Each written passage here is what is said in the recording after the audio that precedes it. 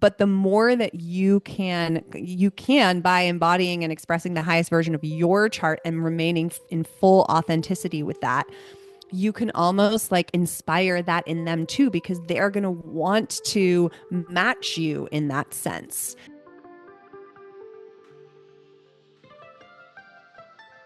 Hey everyone, welcome back to the Pelvic Pulse podcast. Woo! We have Alexandra Cole with us, and she's kind of my go-to favorite generator putting out amazing content. And I'll tell you, she has been writing some amazing Substack articles.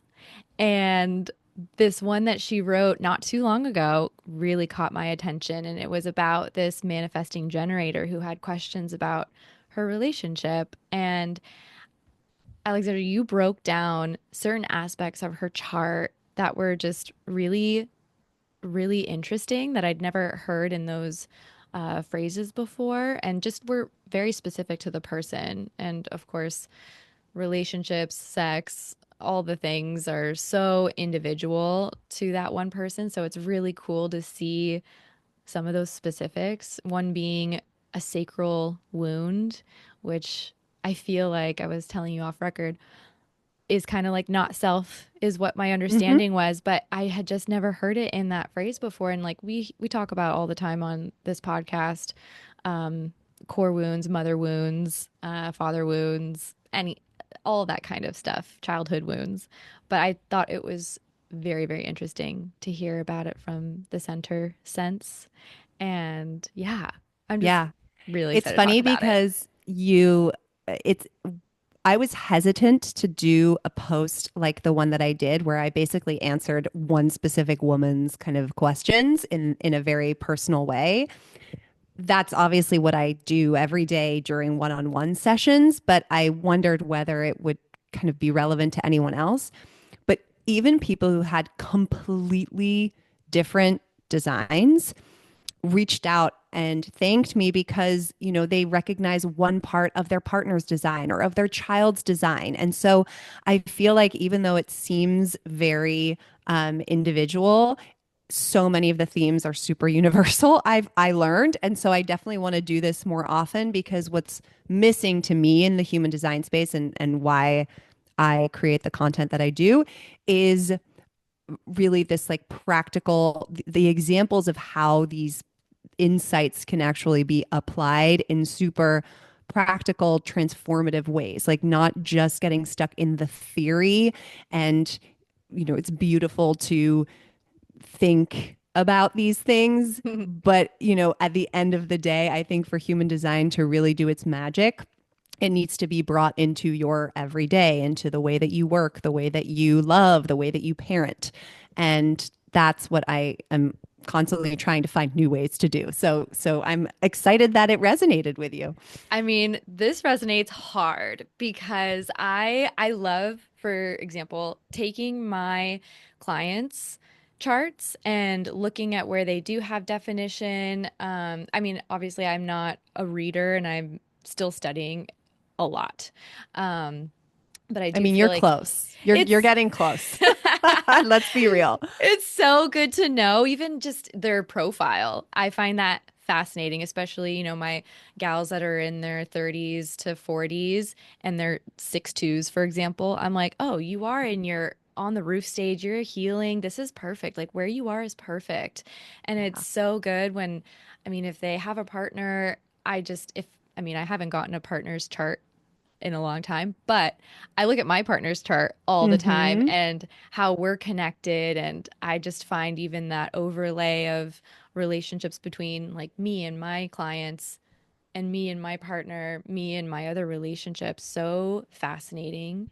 It's also so cool. This is you as a projector. Like you are seeing, right? Because the projector role is to literally see people and to guide them, but mostly just to see people more clearly and with more kind of depth and definition than anyone else can. And so I adore that you are bringing human design into your work in that way, because truly, I'm sure people are lying on that bed looking at you like, how do you know this about me?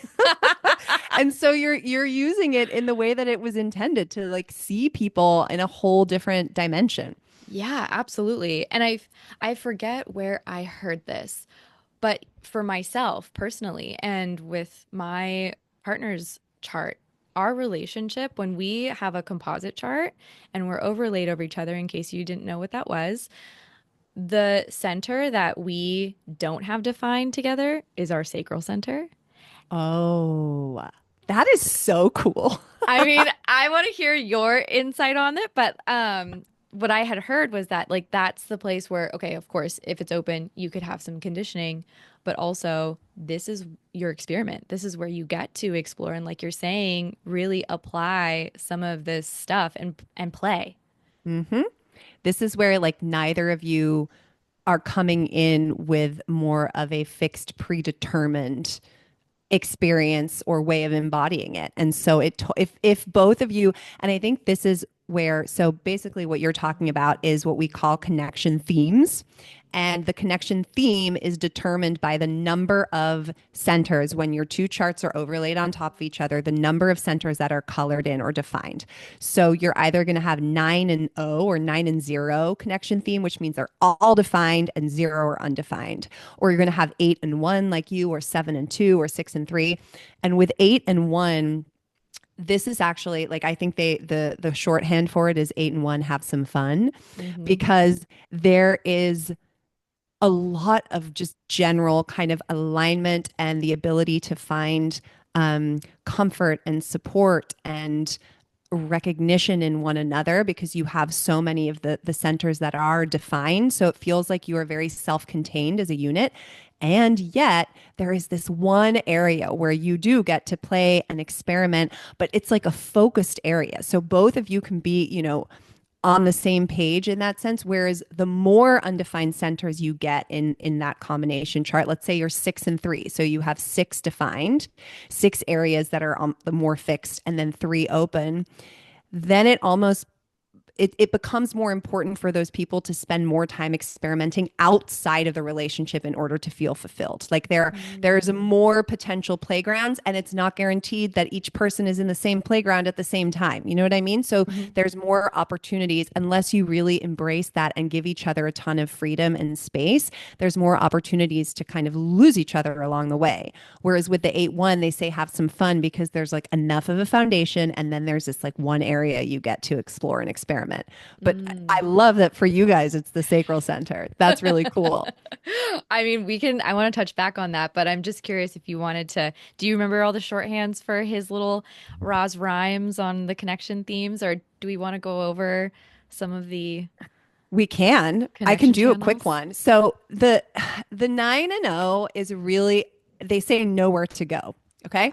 Because Ah. it means that basically you are it's like you complete each other in a way that your connection creates a vacuum where no one else is necessary, right? Because everything is fully defined. So it's very self-sufficient, and it can feel in a sense like I need no one else. Like I am complete in this relationship. Mm.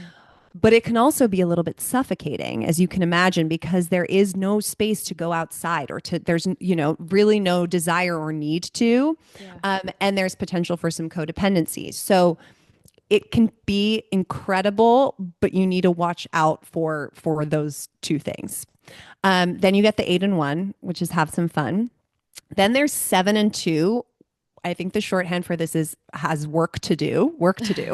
Um, and this is just a relationship, I'd say, where there's still a pretty strong foundation and sense of alignment and consistency and fixedness, but there's going to be some areas where you push and challenge each other to grow, right? There are going to be some places where you need to go out and you need to do your own work and kind of bring that back into the fold. Mm. So for example, with my son, I have 7 and 2, and I notice the two centers that we don't have defined in our relationships are going to be points where there is more tension, and we tend to trigger each other a little bit more. But those are our primary kind of growth areas, and it's still limited enough that, if you come at it from a place of kind of self-awareness, and like you're both in it and you want to create the best possible version of that relationship, that it can be, then there's a lot of growth to be had. Whereas with the 8 and 1, it isn't necessarily about growth independently. It's more maybe around like the experimentation and growth together in that one area. Mm. Then you get 6 and 3. And this one, I'm going to butcher the shorthand, so I'm not even going to say it. But this one's really, you start to get what I said of like the importance of actually going outside of the relationship and having your own experiences and your own individual kind of development and growth outside of it. And then making sure that you make a concerted effort to come back and really connect around the areas that you do have defined. But it takes a little bit more effort because there's the potential to kind of get lost in those three undefined centers doing your own thing. So, a lot of trust there and a lot of kind of encouragement and support for one another, having those kind of other individual pursuits and areas of growth, and not expecting both partners to be on the same page in their journey and trajectory at any point in time. Mhm. Then 5 and 4, it's like even more so. Mm. 5 and 4, it really is a little bit just like, I don't even like, it's kind of two ships in the night, if you will, sometimes. And so those are either the most, and in my experience, I've only done couple sessions with a handful of 5 and 4. And I'd say they are either the most enlightened couples that are truly just like they are so wise and detached from all of the kind commonplace expectations or pressures around what a relationship should look like, or they're the most problematic relationships. So it can kind of go either way. Interesting. Uh-huh. So those are the themes there. Yes, yes. Okay. Ooh, there are so many ways that we could take with I this. know. Okay, do we want to talk about, well, I kind of want to share something with you, and also ask another thing. I have this theory that for James and I, Mm-hmm. who we're both projectors, I think about parenthood as projector all the time, and the fact that our sacral center is open. I have a hanging gate Mm-hmm. 27.2. It's my son. Mm, And yeah, which is kind of wild, right? that's cool. Not surprising. Yeah, it's the gate of nourishment. Mm-hmm.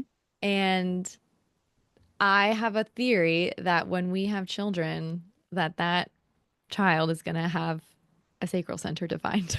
Mm-hmm. Very possible. Very possible. Well, granted, because sacral beings take up 70%, right? Mm-hmm. And I also had this question for you. Is there a way to apply, or yeah, is there a way to apply human design to someone's sex and how their sexuality and how that could be better embodied based on XYZ aspects of their chart? Mm. Is that a weird In way to phrase terms, it? so are you talking sex in terms of gender or sexuality in terms of just their embodied sexuality, if you will? I think embodied sexuality is more what I'm thinking. Like, Mm-hmm. I saw somewhere too on Instagram. I'm a kitchens person Yep. and I like a mix, but I'm not in an open relationship. You know what Oh, I'm in that saying? sense. Yes. For Yes. Okay. example. Um, so yes and no. I would say that the chart can offer insight into maybe a degree of openness, right? Because you can see, for example, if someone has a completely undefined ajna and crown or head center, right? They have very open minds. So they're generally going to take on more of the mindset of the people they are surrounded by. So let's say that person is born into a commune. That person, right, or like an environment that is much more, let's say, sexually open Mm, minded, mhm, they are going to adopt those traits more easily than someone who has those centers colored in and has a fixed mindset, right? And they might either go along with it or resist it, but whatever they choose to do, they're not going to change their mind about that things or are highly unlikely to. Um, so there's that piece, for example. Or with, I also think though that the conditioning of the times also plays a really, really big part.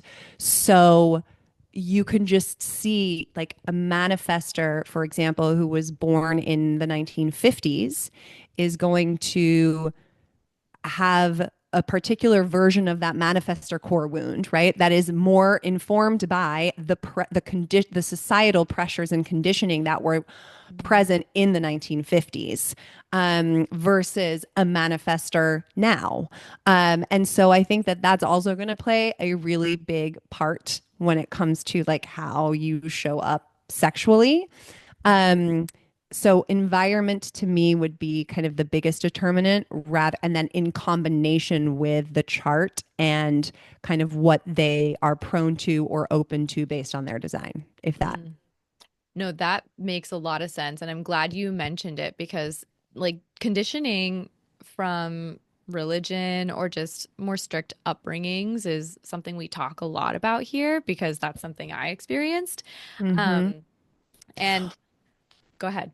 No, I was literally just going to follow it up with one thing though for you as the it makes a lot of sense that you are not necessarily lit up by the idea of open relationships because as a projector, you are wired for one to one, right? So remember, like Mm. projectors are most, supported by a one to one, deep, intimate, intense connection. And then with 2-4 profile, the 4 line, it's all about trust.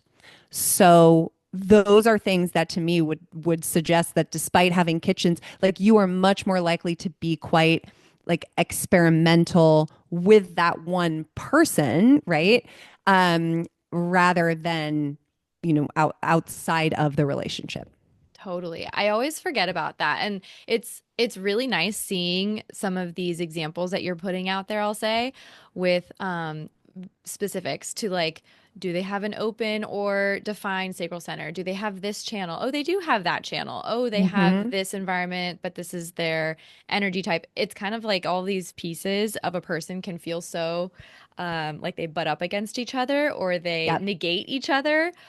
So, I mean, obviously, someone's design is so layered and, of course, so individualized.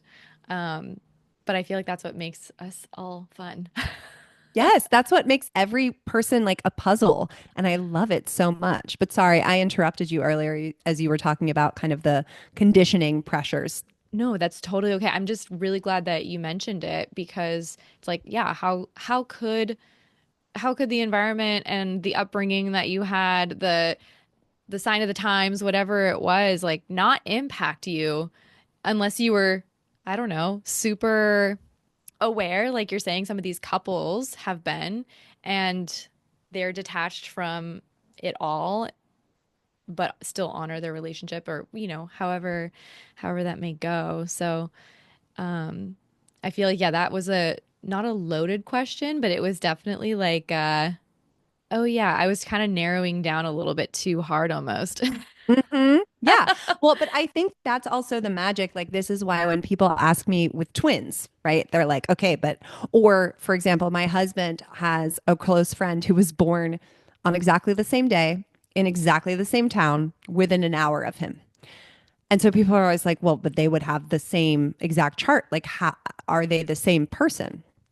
And this is where it's really like, yes, they have all their defined centers are going to express in a very similar way. And that is very true. Like they both are they're splenic projectors. So they both have a similar type of energetic rhythm and skill set through that they kind of used and how they navigate the world.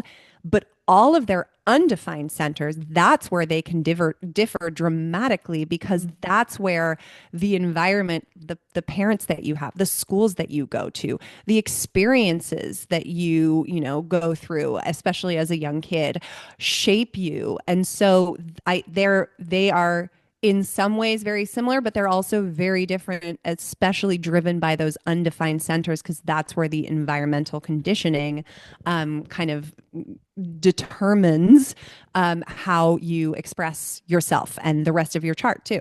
Right, right. That totally makes sense to me. I feel like even if their centers are defined, they have certain channels lit up potentially that are the same, are even like the lines beyond that the same. Yes. I mean, but even if they were, they're Hmm. still going to be two distinct, unique people because of those external, like those undefined centers. Right, right, right, right. Okay, wait. Speaking of these channels, and say these two friends are together, your husband and his Hmm. friend. Like Yes. when their composite chart is showing up, Yep. what connections are we seeing? Because if all of them are the same, then Hmm. do you want Well, to then describe you, those different ones? okay. So essentially, what we're talking about is when two people's energies come together, you create what Brittany is saying, this composite chart, because essentially, like you create a new aura, like the two, like one plus one equals three, if you will. And this new aura has certain characteristics and traits and is going to feel very different from when you are on your own because you basically get to kind of borrow and access the other person's energy. Now, when these two eras or auras come together, there's going to be certain areas where you naturally either complement each other, challenge each other, right? Or trigger each other, if you will, or really resonate with one another. And there's these four specific channel types that can be created when you come together. And each of those channels has a slightly different like feel to it within the relationship, but it can be very, very helpful to understand that dynamic because it's going to explain a lot about like why this person triggers you in this way or why you always feel less than or keep falling into this comparison trap around this particular thing. Hmm. So, of these four channels, I'll go through them really quickly. One of them is a dominance channel. And this is where one person has a channel completely defined in their chart, right? Let's say it's one of the channels. For example, my son has the channel that connects his throat to his mind, kind of rational brain center. So he has this ability. One of his gifts is the ability to explain things, to have a really unique take or point of view on the world, and to actually articulate it in a very clear way in my connection chart with him, I don't have that channel at all. I have neither of those gates defined. And so he is dominant. That's a dominance channel. And he's the one who basically the way that he expresses that energy determines how we both experience it in that relationship. So when he's embodying it in the higher expression, then I'm able to kind of access and enjoy that higher expression. But when he's in the shadow expression of it, I feel that too.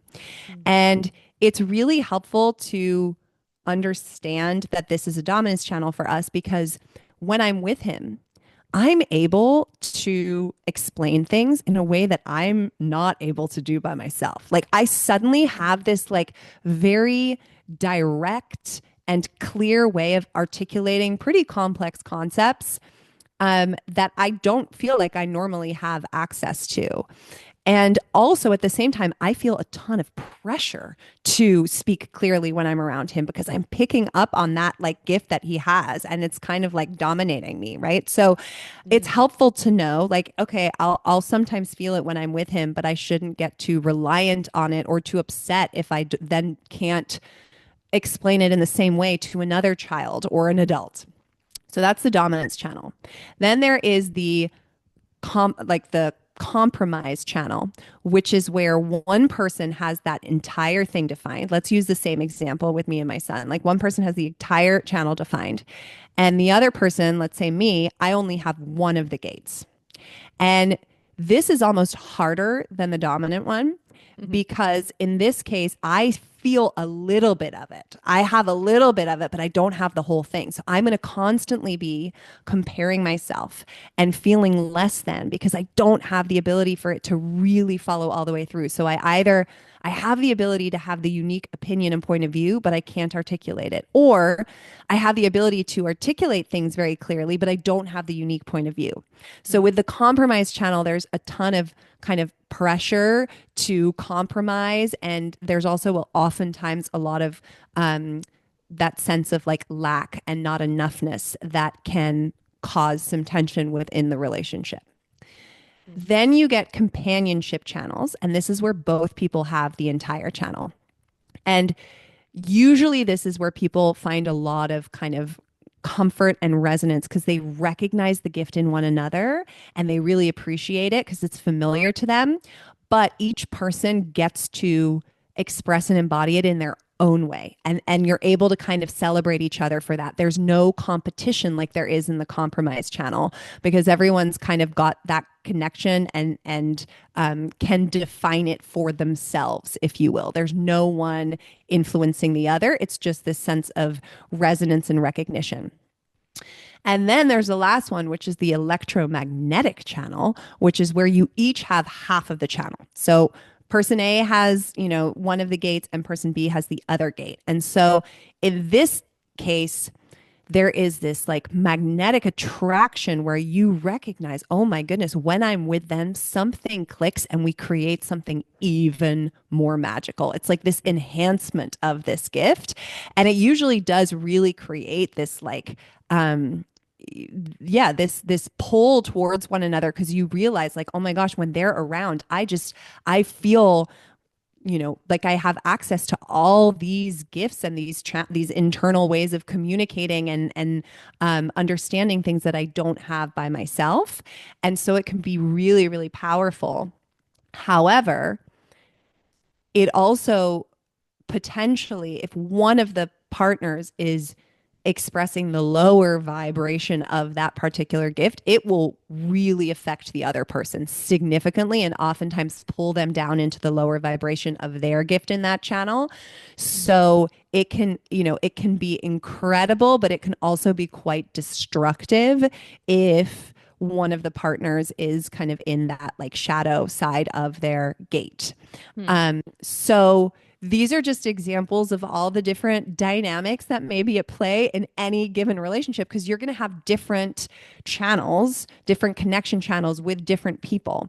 Um, but understanding kind of, okay, these are the areas where, we are going to naturally feel a ton of companionship and harmony, or these are the areas where I know I am going to always feel frustrated in that not self for me as a generator, or my husband's going to feel bitter towards me because he's forced to compromise in a way. That was such a great synopsis. It You're was so lengthy. I'm sorry. No, you're so gifted at that. You're so gifted at that. If you haven't listened to Alexandra's other episode from season 2, you have to go back and listen to her go through all of the energy types also with regards to sleep for adults and children. I mean, it's so good. But you did an excellent job describing that. And all the while, I'm sorry, I had to just like think about myself and had to think about how this plays out in my day to day, specifically with James.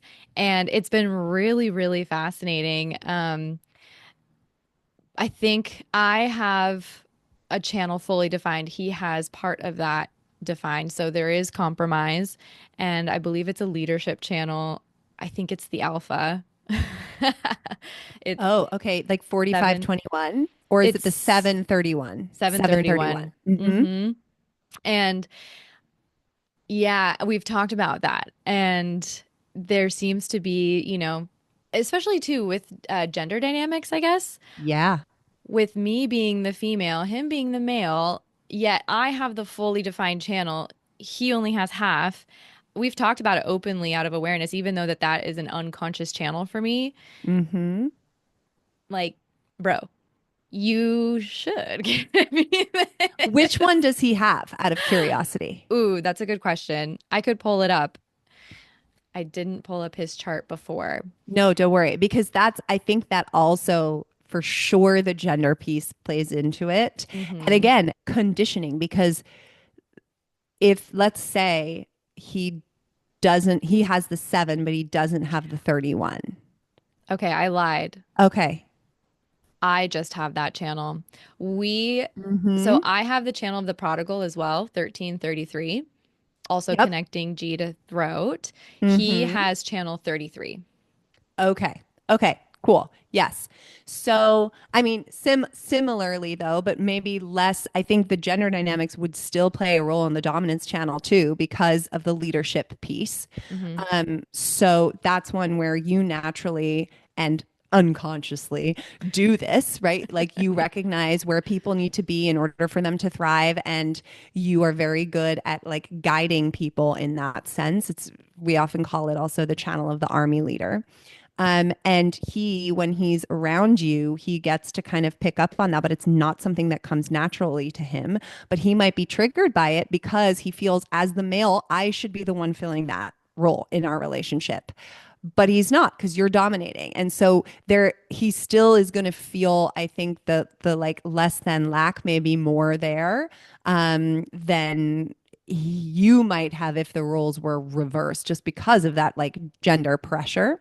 Right. And then like on the other side, so with the 3313, you said he has 33. Mm-hmm. Mm-hmm. Okay. So he has 33. So with that, you're the person who is really good at kind of like collecting insights and information, like reading between the lines, really listening intently. And then you're able to kind of pull out the nugget that you think needs to be shared at the right time. There's a sense of timing, but for you, it's really a bigger process. Like you really take the time to sit with it and ponder it, and right. And he has the ability to share the nuggets, but he doesn't necessarily go through that same process as you do of the like pondering and the refining. And maybe he kind of misses the mark on timing sometimes because he doesn't have that right. Like, so he might be a little annoyed at you for being able to kind of like sense the right timing, whereas he doesn't. Mm-hmm. That, Yeah. yes, yes, 100%, 100%. That is super funny.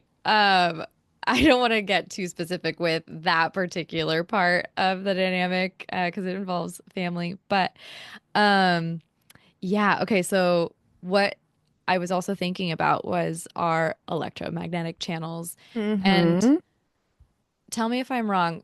Is it more like you said that we would attract each other, but is there any level of also like repulsion? Like it's almost too strong, it would push you away? I guess again, that to me would most likely happen if the other person isn't fully embodying the higher expression of that other gift. Sure. That makes So sense. that, or you yourself have some unresolved, but if both of you are in that like higher frequency, it should be attracting. Mhm. But in some ways, like it could also feel sometimes when you're together, like, wow, this is a lot. It kind of just depends on, let's say it's a root energy. Maybe it does feel like a lot because you might be like, oh, wow, this is like too much for my system to experience at any given time. So it would probably depend where that channel is. Yeah, totally. Okay, I'll share a little bit because you bring up the root. Um, I have my root defined. He does not. Mm-hmm. Uh, so I think that a lot of the times in our relationship, what's super interesting is he'll pick up on that root energy and Mm-hmm. feel a lot of my pressure to move to go. Like literally, I make fun of him, and he knows this. He makes fun of it himself too on it, but it's just a joke now. That in the mornings he's like, I gotta go, I gotta go, I gotta go. And he's external markets. So he does leave. He's a third line. He breaks Mm-hmm. the bond. He gets out of the house, which is so good for both of us. But we Yep. just kind of joke on the, I gotta go, I gotta go, I gotta Yeah. Like get my if he butt were moving. not with you or with someone else, he may not necessarily have that immediate, like, yeah, Yeah. especially as a projector with an undefined root. Yeah, Mm-hmm. exactly. Exactly. But our electromagnetic channels are 2551, Mm-hmm. 1222, Yep. and then 6124. Okay, cool. Yeah. Okay, so first of all, the 5125, this is where for you guys both, then your egos become defined too. And this channel is really about kind of pushing yourself and others to up level, basically to be better. It's like this, like almost like challenging energy of like, you can do this, like, and Mm. giving each other a little nudge outside the comfort zone. So to me, in a relationship, this would probably express itself as both of you being really committed to like, we need to make this relationship the best possible version that it can be. And we're not going to sit on our laurels. We're going to continue to work on it. We're going to like, if we notice one person is kind of like settling or, not putting in their A game, like we're going to call them out and we're going to hold them accountable. Like that's how that would come out. I have a good story for you here that Okay. does relate to all of this stuff that I feel like the Pelvic Pulse podcast is about. And recently, he called me out for being on my phone a little too much. Mm-hmm. And I do that because I'm open head, open ajna. I love taking in information. I love learning. It's not that I'm just like on Instagram scrolling. I'm literally opening up my email to read stuff. I'm opening up YouTube to listen and watch, um, listening to podcasts. And there was specifically one morning, literally last week. And I usually don't do this, so I'm going easy on myself here, but giving myself grace. I reached for my phone before I turned over to say good morning to him and kiss him, and that is our normal, but I did that and he was like, "What the hell?" I love that. I love him for that. I was like, "Oh my God, I'm so sorry." And we call each other out all the time though for like being on our phones if one of us is trying to bid and connect, you Mm-hmm. know? And we know about like the bidding and ignoring and whatnot. But I thought that was so funny in hindsight. Yeah. And then we talked about it and we had a really big conversation about screen time and Mm, how often we were actually just even sitting down and feeling so tired from the day, whatever it was, and watching a show that was such an easy groove to fall into for us. mm-hmm. And so James and I decided not very long ago, like literally yesterday was Tuesday. So it's been two times that we've done this, but Tuesdays and Thursdays, we are doing no screen time after 6:30 until we go to bed, Wow. which is usually I 9:30. So what That's do you great. fucking do for 3 hours? You play Well, games. Yeah. You explore the sacral playground. yeah, literally. I'll tell you another piece, another story that just, I mean, I feel like I don't need to sit with time and refine it or anything like that. It just feels really true and good. But speaking of playing in the sacral playground, expanding the meaning of sex, Mm, expanding the meaning of what intimacy looks like beyond what like you think you know yep. about that word. Um, Yesterday we drew each other. We had a drawing night. So Oh, wow. we drew each other naked I love and that so much. it was so fun. And I've done nude modeling before where he's been in the group and Yeah. you're actually like posing and whatnot, but this was more like intimate. Um Okay, I and need all projector couples to do this because, again, talk about seeing each other. Talk about like literally laying someone bare and appreciating and acknowledging, because I'm sure you're looking at each other's bodies being like, God, you're beautiful. Like, oh yeah, my goodness, right? Like you can't help but have that moment. But usually, and I mean, I'm sure you have sex in a much more mindful way than the average person, but even so, you're probably in like, you go through the motions and you're not completely able to just pause and appreciate a person's body in the way that you probably did last night. That is so cool. I love it. exactly. Oh, thank you. No, I heard it from this other gal who I did it with her husband. I think her book's coming out and I'm gonna have to put her book in the show notes. But yeah, then afterwards, I mean, that's the thing. It's like it was that activity, that was the intimacy, that was the sex Mm-hmm. in that sense. Yes. And then Yes. we turned to our third party person here, who's Kita, and we drew Kita. Ah. Each did our own version. It was so funny. We just like made each other laugh. And yeah, anyways, that was one example of the night that we decided to have sans screens. But it is Mm. about leveling each other up and making sure that this connection is a priority. Um, Yes. yeah. Yes. I love that so much. Also, talk about kitchen's environment, like being creative. Like that's Mm, so that too. yeah. Um, and then I'm trying to think if you want the quickly, like the 2212 Hmm. has to do with socializing, really. This is the channel of the I don't want to say social butterflies, but it's like the really about listening and speaking and creative expression. Basically, it's like the 12 is about the actual creative expression and the 22 is about the receptive, and 22 is all about like charm, and socializing when in the mood and really honoring your moods when it comes to being social and being creative.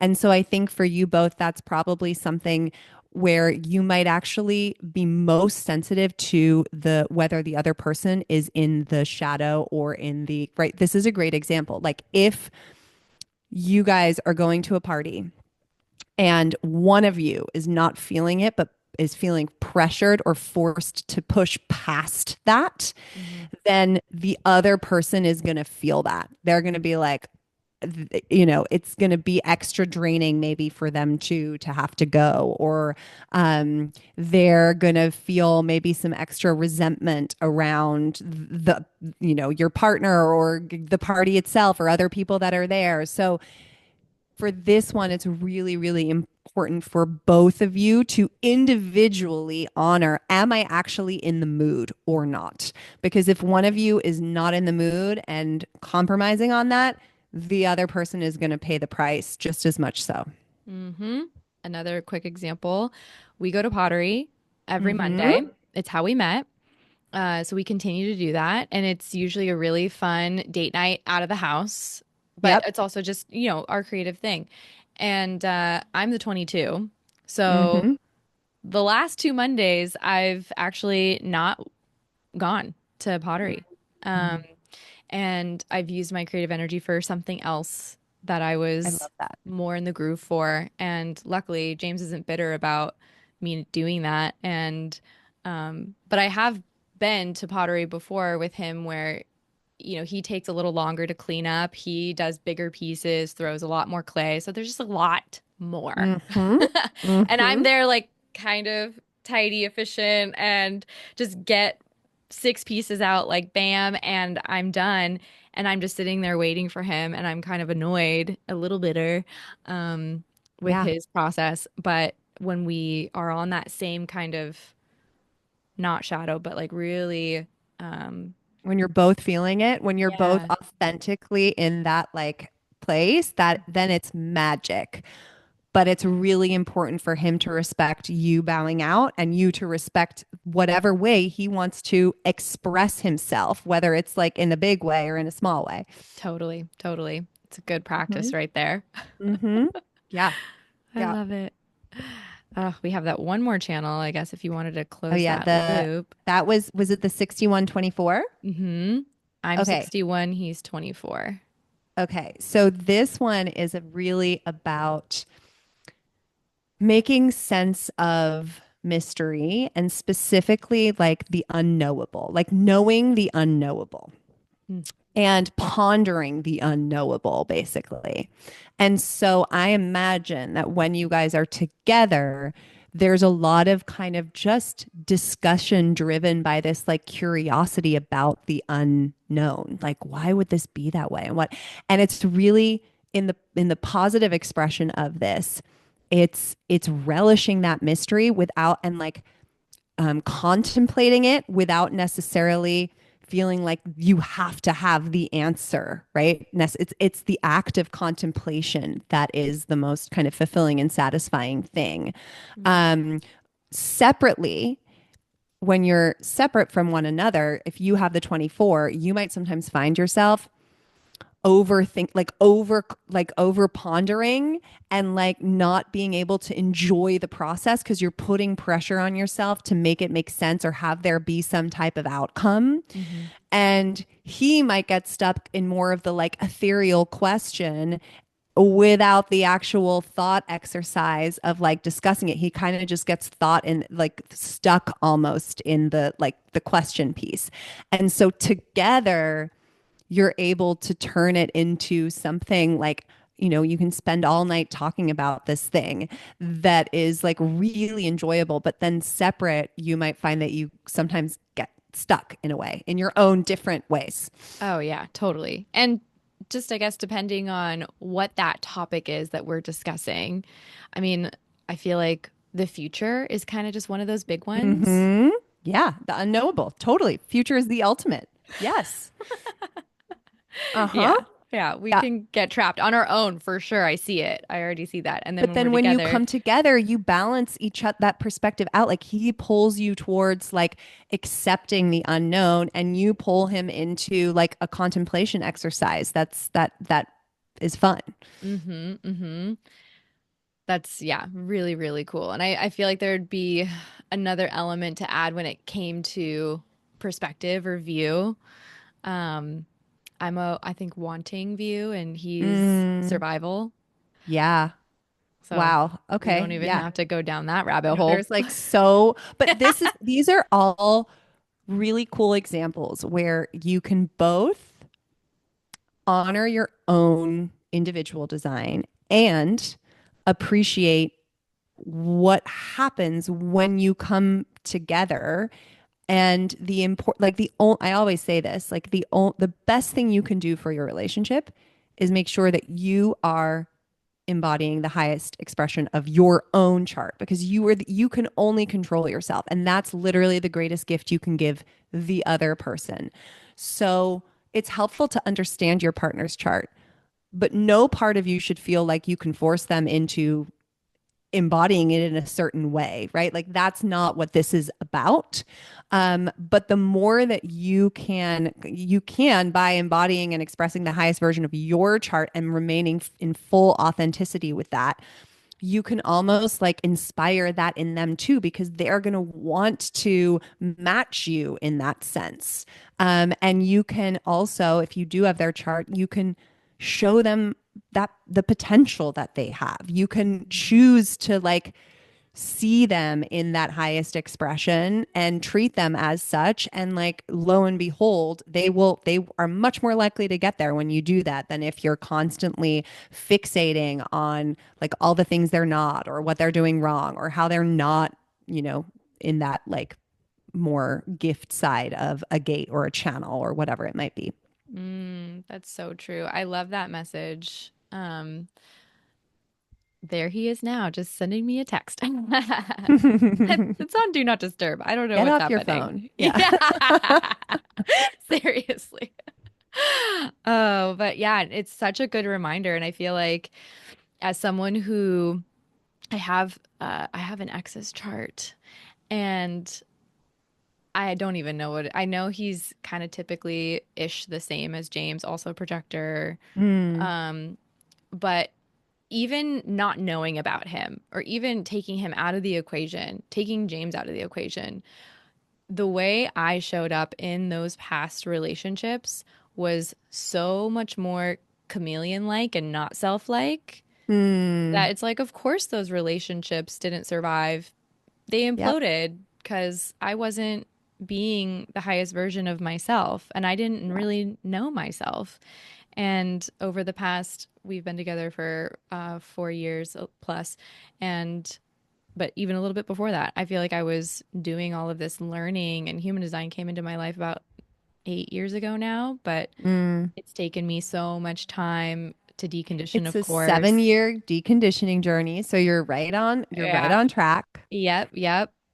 But I feel that even more so that the fullest embodiment of who I'm meant to be is only going to, I can't think of another word right now, but bleed really well into this relationship Yeah. if I choose to serve myself. And I feel like one of those small little journeys that I'm on right now is figuring out what feels good for even like movement and what Mm, feels good for my root to like get up and go while being a more passive body, passive vehicle, and finding that middle ground, but also, yeah, like you were saying with James, kind of seeing me do that for myself. And it's like yep. that much more exciting when the other person's stoked to do it with you Yeah. because Totally. you're just being the highest version of yourself. Mm-hmm. 100%. Hmm. Okay, yay. I feel like that's a really nice place to tap out, but I want you to tell everyone about this membership a little bit that you have and your Substack. I feel like, yeah, that's really, really cool. And I'm so glad that you're doing long form. I know. I feel like for me, if you know anything about human design, I'm a 5-1 profile. And so Instagram just, it's not enough. I don't have enough space to get into the level of depth that I want to get into on some of these topics, as you can probably tell just by this podcast episode.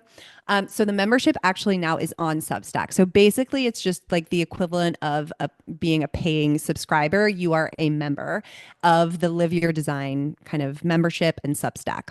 And the Live Your Design Substack is literally a place I created to share in real life examples and stories. And every week I do a little masterclass on a particular chart element that breaks it all down. And we have kind of monthly live coaching sessions. It's for people who want to move beyond the theory of human design and, their chart on paper and actually start to embody their design in a way that feels that really makes them come alive in the way that they were intended to, right?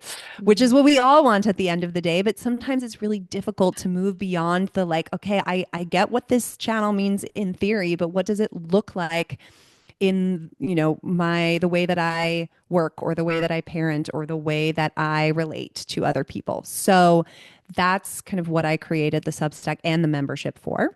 So come hang out with me there. Mm. You can, I'm sure you're going to put it in the show notes. Absolutely. And then of course I'm also always, sharing content on Instagram, and I have a number of really cool products and offerings like personalized reports that again are all about translating your chart into actual practical strategies to help you live by design.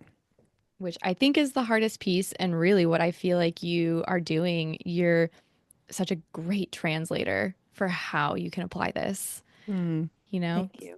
you're welcome. Well, I thank mean, you for being such like a champion for human design and for me, yes. because I could, chat about this every day with you. So we, create our whole own separate podcast for it. But Oh my gosh. yeah, Maybe one day you let me know. goals. Yeah. Well, thank you so much again for coming and being here, Alexandra, with your voice. And we will see you all next time.